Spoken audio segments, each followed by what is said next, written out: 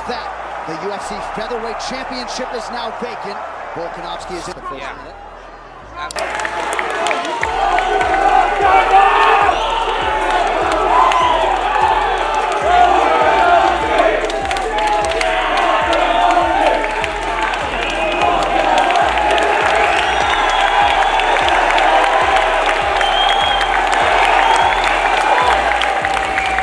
I mean, when you've got a guy like Diego Lopes who's going to bring it, you know he's going to bring it. You know, he's a gamer. He's going to want to get in the face and make it a fight. So we're going to have no choice but to fight. That's the fight he brings. That's why he's so exciting. And that's why you're all going to be in a, you know, have a great fight Sunday morning or daytime, whatever it is. So cannot wait. Again, we're going to put on a show for all ears.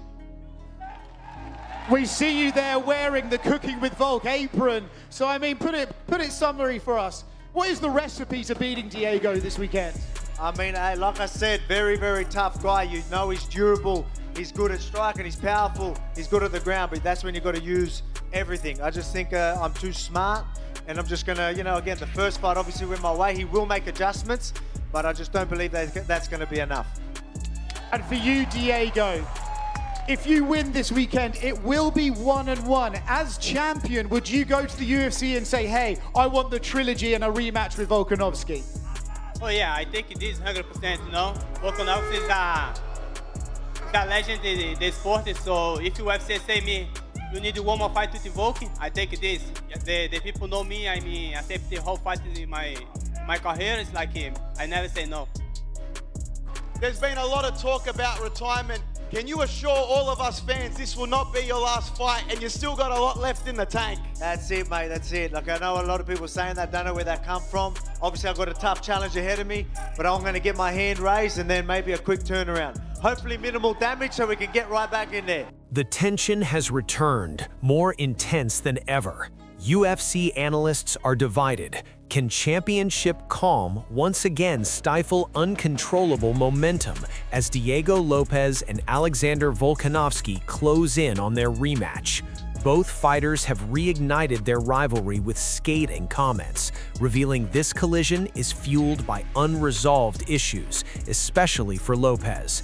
This isn't merely a second fight, it's a reckoning where pride, legacy, and evolution hang in the balance. Has Diego Lopes made the necessary adjustment to be able to keep up with Volk? Volk is going to move, Volk is going to score, and can Diego Lopes stop him from doing that? I think Diego, he's really focused on trying to just, you know, correct any mistakes that he made on the first time. But yeah, I think Alex is gonna come in strong too. I don't know how what's their strategy is gonna be, because the fight was kind of like so close the first time, you know what I mean? So yeah. By the way, before we dive in, 99.8% of the people watching right now aren't subscribed. Make sure to subscribe so you don't miss out on any upcoming MMA news. And without further ado, let's dive into it. Volkanovski, for his part, isn't sugarcoating it. The champion made it clear that running it back doesn't carry the same career-defining weight, having already defeated Diego Lopes once. He sees no need to reopen a chapter he believes is already closed, asserting that true legacy fights involved breaking new ground, like handing undefeated contenders their first loss. Some people might have wanted me to see against maybe a Movza undefeated guy, and that maybe for legacy reasons and people that are in the know. But then you've got everyone that still just, you know, want to watch me fight. They're like, oh, this is going to be exciting. Last time was exciting. Now we get to have this in Sydney. So I think they're all in for a treat. But yeah, obviously legacy-wise, you know, having a rematch against someone I just beat, is it going to be doing so much for my legacy? Probably not. But every fight, I don't think I really need to worry too much about that. I think every fight's going to be a big fight, and me just defending against these young, hungry guys. Him obviously coming off a big victory, and just knowing that we're going to put on a show that's at least I've got a good dance partner for Sydney. But that doesn't mean I can't still get these guys. And then we talk about legacy. Maybe that's exactly what's. Following a less active year that required extra recovery, Volkanovski's focus this time is on efficiency over unnecessary damage.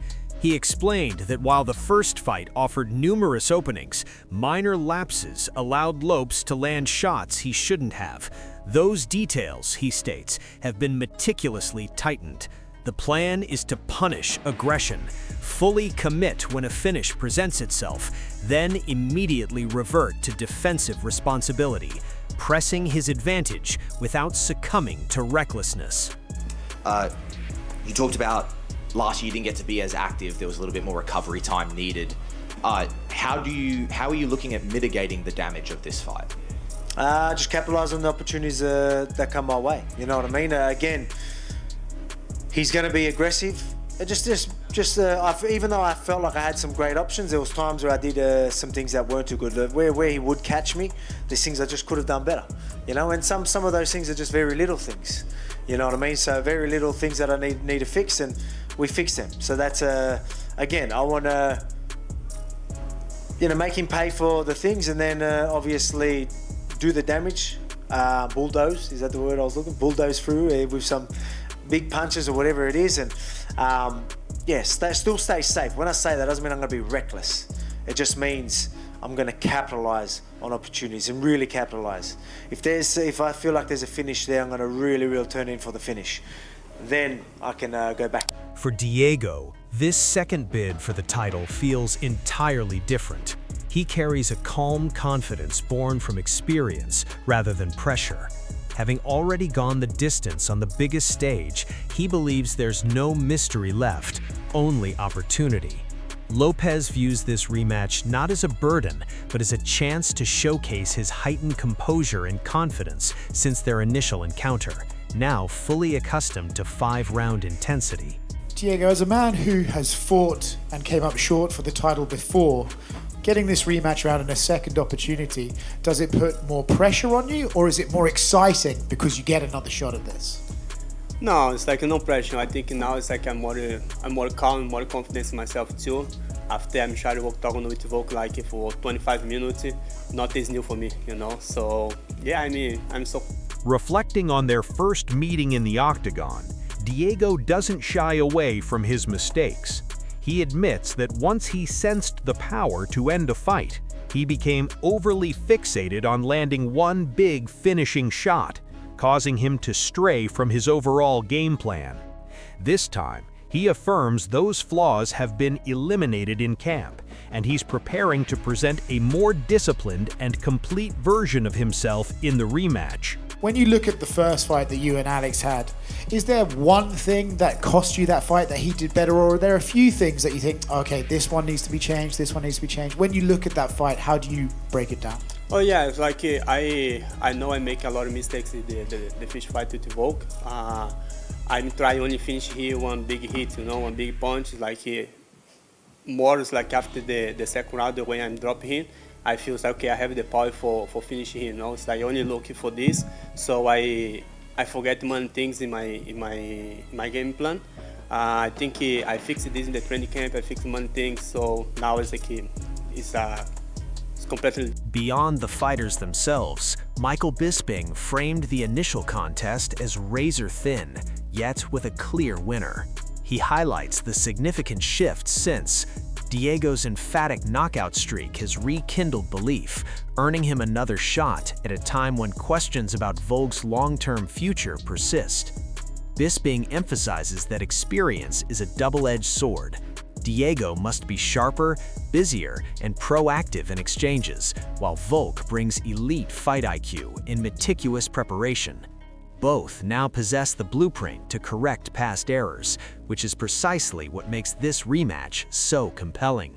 Close fight, but Volkanovski clearly deserved to win that fight. Since then, and you're right, there's been critics out there, but since then Diego Lopes went out, knocked out Lord John Silver with an incredible spinning elbow, put him to sleep, right? Slowed down the hype train of John Silver, and now he gets another crack. Because as we mentioned and as we touched on, we don't know how long Volk is going to be around this sport.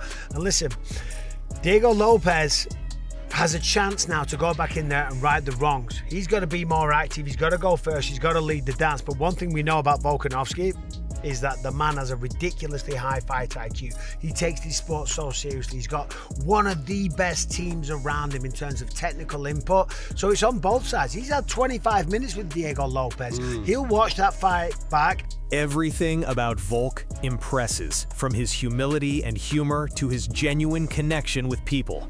Bisping celebrated his personality outside the cage, his cooking skills, the playful skits he posts online, and seamlessly paired it with his elite fighting prowess. His calm under pressure, relentless training discipline, and ability to learn from every performance forge a complete champion. For Australia, there is no finer representative on the global stage, both as a fighter and as an individual. Just everything about Volkanovski impresses me. I mean, number one, when you speak to the guy, he's one of the best human beings. He's so humble, he's so down to earth, he's got a great sense of humor, he's a man of the people, he's awesome at cooking, he's a great little actor. You see the skits that he does online, like the old man bit, you know, like falling asleep and everything, walking out with a walking stick and whatnot.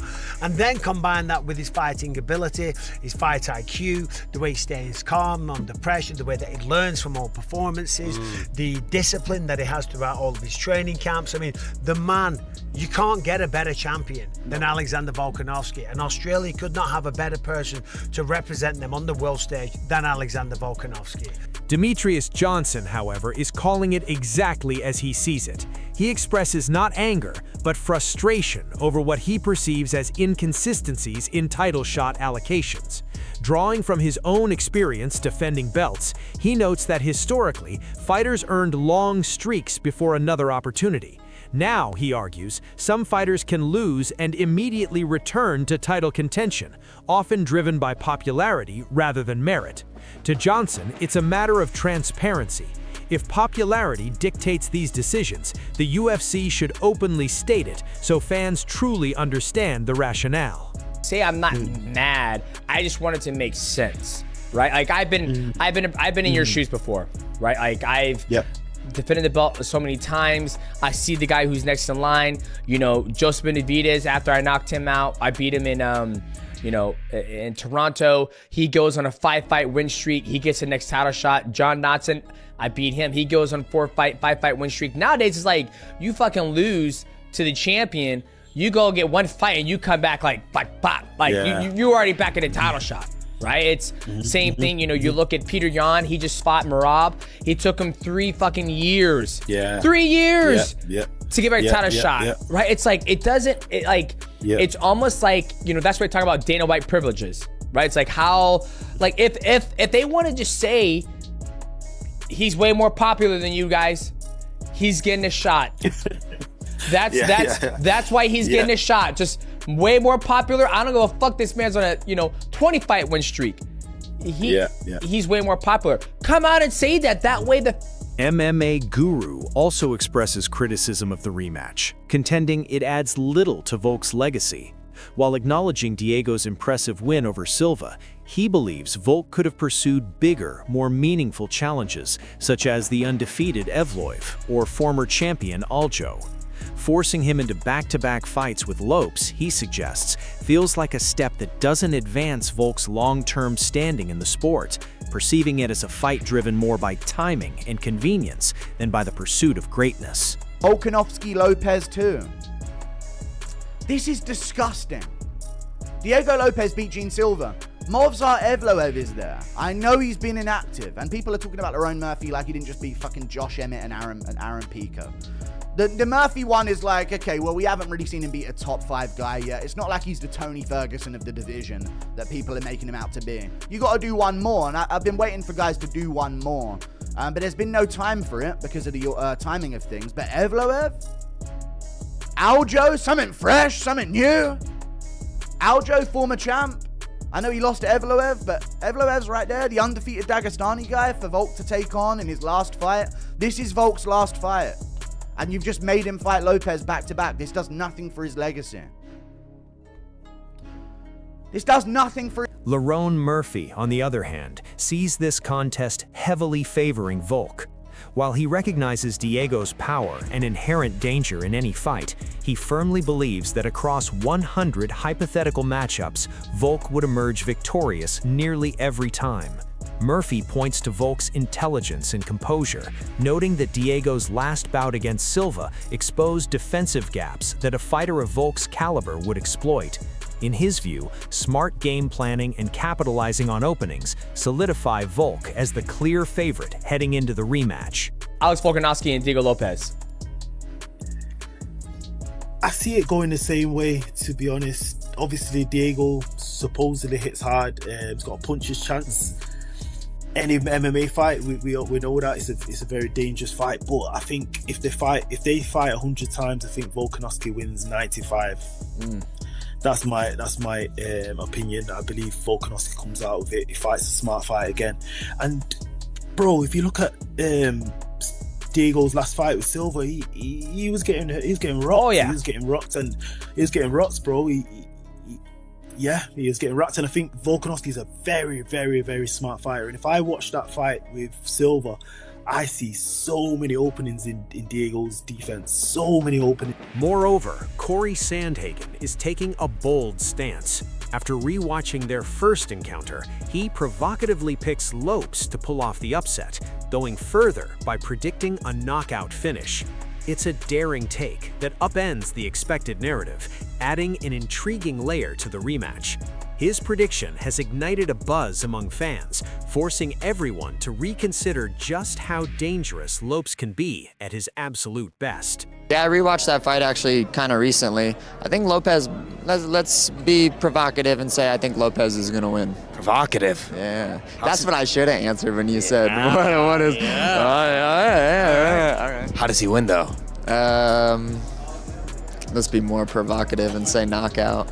Conversely, Aljamain Sterling believes the rematch factor plays into Diego's favor, citing the damage Volk has absorbed in recent fights and highlighting how a single well-placed shot could be pivotal. Still, he admits he's rooting for Volk, calling him an OG and underscoring the respect and shared history they possess in the sport. It's a perspective that skillfully balances realistic concern with genuine admiration. X factor for the title fight, UFC 325 featherweight division, Volkanovski Diego Lopez rematch. X factor? X factor. I guess that is a rematch. Diego clipped him one time, and we know Volk's chin is not what it used to be, right? So those two knockouts back to back, I really do think it hurt him, and I think if there's an X factor, it's probably that. Do you favor Diego Lopez because it's a rematch? I do, but I want Volkanovski to win. Why? Because he's an OG. He's an unk. We're unks. Luke Thomas then breaks down the immense difficulty of challenging Volk. To land punches, an opponent must pressure him, maintain precise footwork, and keep him on the back foot. Yet, failing to control the cage allows Volk to simply escape.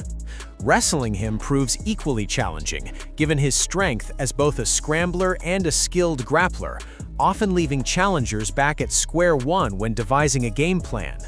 Thomas adds that while Volk might occasionally unleash quicker combinations to force mistakes or increase his volume, the greater obstacle is his elusiveness. He's slippery, tough to pin, and nearly impossible to control, demanding exceptional precision in spacing and cage management from any opponent just to stand a chance. Even minor lapses in positioning can open significant exploitation opportunities for him.